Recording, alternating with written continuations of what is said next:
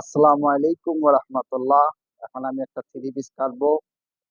Three পিসটা হাতে নিলাম।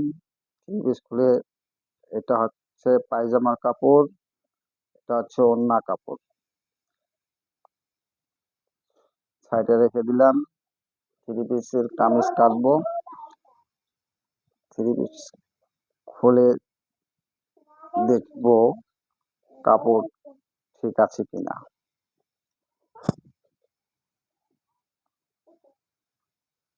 হ্যাঁ, এটা হচ্ছে এই দাগে এখান থেকে হচ্ছে এটা হাতার জন্য, এবং এটা হচ্ছে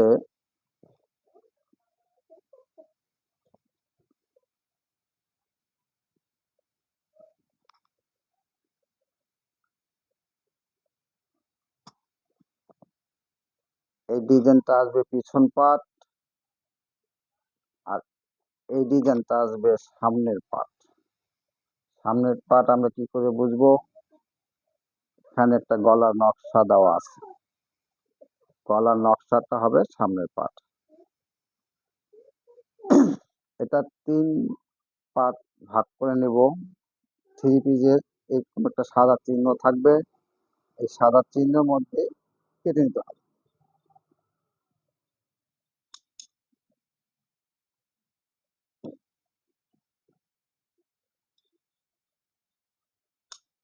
সামনের পাট নিলাম।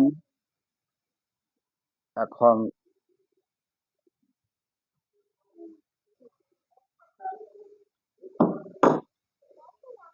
এটা পেছন পাট, এই দাগ সোজা কেটে নিব।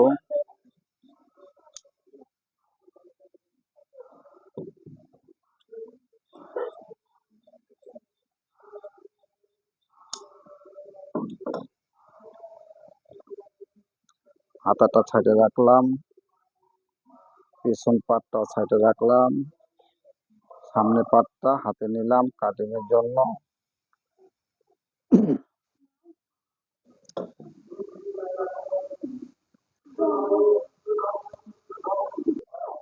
এখন সামনের পাট ও পিছের পাট আমি সুন্দর করে ভাঁজ করে নিব। হ্যাঁ, আমরা এভাবে ভাঁজ করে নিবেন। এটা এই সাইড হচ্ছে বন্ধ সাইড, এই সাইড হচ্ছে পায়ের সাইড। সবসময় ভিতরে সদর পাটটা রাখবেন, কারণ উপরে চকের দাগ দিব। এই দাগটা ভিতর পাশ থেকে সদর পাশে থাকলে খারাপ দেখা যায়, সেই জন্য উল্টে করে দিকে কাপড় কাটবেন। ভিতর সাইড সিধা থাকবে। থ্রি পিসটার লম্বা হচ্ছে 44 ইঞ্চি, আমি নিব 46 ইঞ্চি, সেলাই মার্জিন 2 ইঞ্চি সহ। 46 দাগ মার্জিন দিলাম। 44 সাইজ লম্বা থ্রি পিস, কোট হবে 7 ইঞ্চি। 7 ইঞ্চি মার্জিন নিয়ে দাগ দিবেন। হাতার মহড়া নেবেন 7 ইঞ্চি। পেট পেট নাভি সোজা মাপটা দিবেন 15 ইঞ্চি। হিপ হিপ 20, 20.5 এবং 21 এর মধ্যে নেওয়া যায়। 21 ইঞ্চি হিপের মাপটার মেজারমেন্ট অ্যাকুরেট। যদি কেউ উপরে পড়ে কাটাটা, তাহলে 20 পর্যন্ত নেবেন। 21 ইঞ্চিটার মাপটা অ্যাডজাস্ট হয় বেশি, 21 দিয়ে কাটবো। থ্রি পিস অর্থাৎ কামিজের মাপ মেন হচ্ছে 3টা দাগ: বডির দাগ, পেটের দাগ এবং হিপের দাগ। আমরা কোমর বলি, কিন্তু আসলে এটা কোমরের মাপ পড়ে না, এটা ঠিক পেটের মাঝখানে দাগটা পড়ে, তাই আমরা পেট বলি। পেটের যে দাগটা সেটা দিবেন 15 ইঞ্চি, উপর থেকে 15 ইঞ্চি,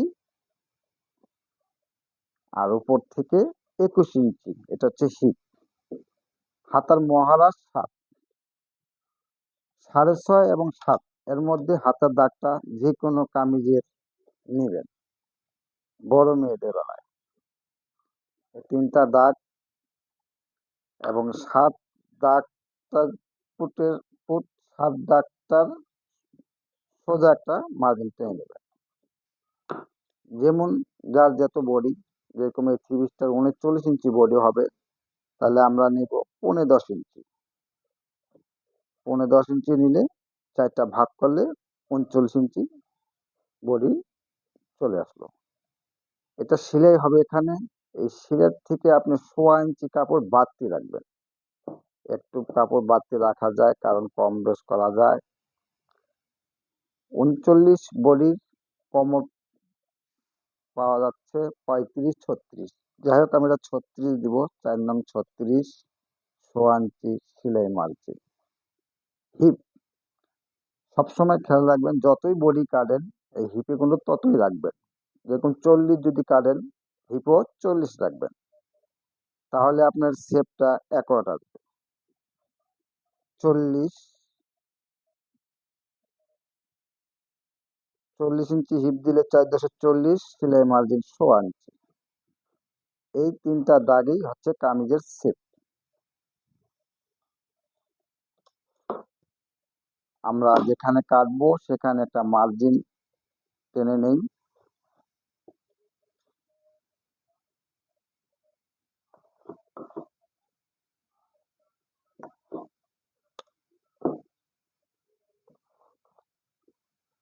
প্রথম দাগটা হচ্ছে সেলাই থাকবে এখানে, আর পরবর্তী দাগটা হচ্ছে সেলাইয়ের বাড়তি কাপড়ের দাগ। এভাবে কেটে নেবেন। ইনশাল্লাহ আপনারা খুব তাড়াতাড়ি কাটিং শিখতে পারবেন। নিচের ঘেরটা যে যেরকম পড়তে চান, 26, 28, 30, 27, যার যেমন মন চায় নিচের ঘেরটা নিতে পারেন। এখন আমি এই ঘেরটা দেব 26 ইঞ্চি। 26 ইঞ্চি দিলে সেলাই সহ 28 নেব। 28 আর টিকবে আমার 26। লম্বা একটা স্কেল দিয়ে এই যে কাটিং, যেখানে কাটিং হবে এই দাগটা সোজা একটা দাগ দিয়ে দেবেন। এখানে কাটিং হবে, পরবর্তী দাগটা হবে সেলাই মার্জিন। এটা টিকবে। এখান থেকে ওই মার্জিনটা স্ট্রেট সোজা রাখবেন, তাহলে আপনার সাইডে কামিজের বাঁকা হবে না, বেঁকা হবে না, স্ট্রেট সোজাই থাকবে। আমার দাগ দেওয়া শেষ। এখন কাটিং করে দেখাবো, আপনারা দেখতে থাকুন। কাটিংটি যদি আপনাদের পছন্দ হয়ে থাকে কমেন্ট করে দিবেন, অন্যদেরকে দেখার সুযোগ করে দিবেন, এবং ধীরে ধীরে বুঝুন, কাটিং শিখুন। ঘরে বসে কাটিং শেখা সহজ পদ্ধতি এখন চলে এসেছে। কাটিং শেখার জন্য আর কোথাও যেতে হবে না, ইনশাল্লাহ ঘরে বসে কাটিং শিখতে পারবেন।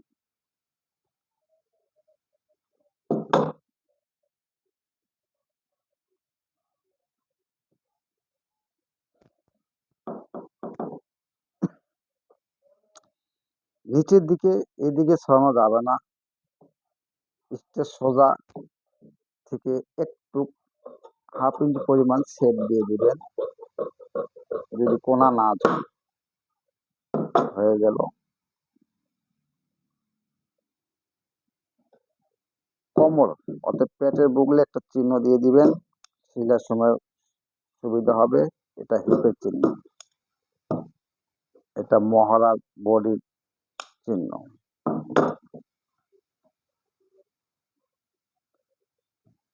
7 ইঞ্চি পোলের থেকে যদি একটু কম হয় তাতে কোনো সমস্যা হবে না, আরো বরঞ্চ কামিজটা ফিটিং ভালো হবে। এখন হাতা কাটবো। কামিজের হাতা হবে এটা প্লাজো।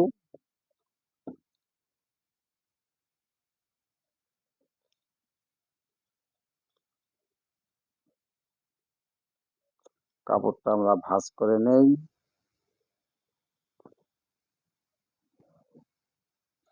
প্লাজো হাতা কাটিং করব। প্লাজোর হাতা লম্বা নিয়েছি 18 ইঞ্চি। এটা হাতার মুখ, প্লাজোর হাতার মুখ 15 ইঞ্চি লুজ নেব।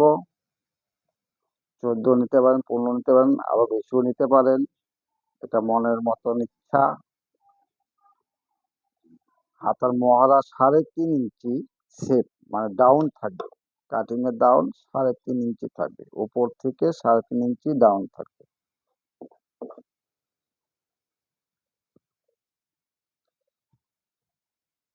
প্লাজো হাতার মাঝখানে 11 ইঞ্চি একটা দাগ দিয়ে নেবেন, উপর থেকে 11 ইঞ্চি একটা দাগ নেবেন। যেহেতু এখানে 15 ইঞ্চি আছে, এই দাগে 12 ইঞ্চি নেবেন এবং সেলাইয়ের জন্য 1.5 ইঞ্চি বাড়তি রাখবেন। এই দাগ আর এই দাগ মিলাবেন।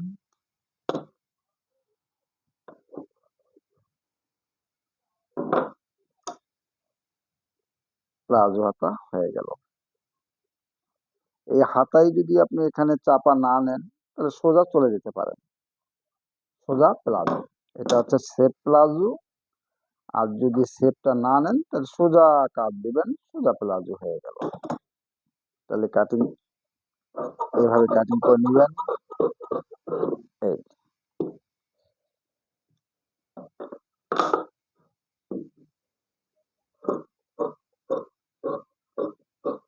একটু শেপ দিবেন, এটা খোলা সাইডটার দিকে শেপ দিবেন।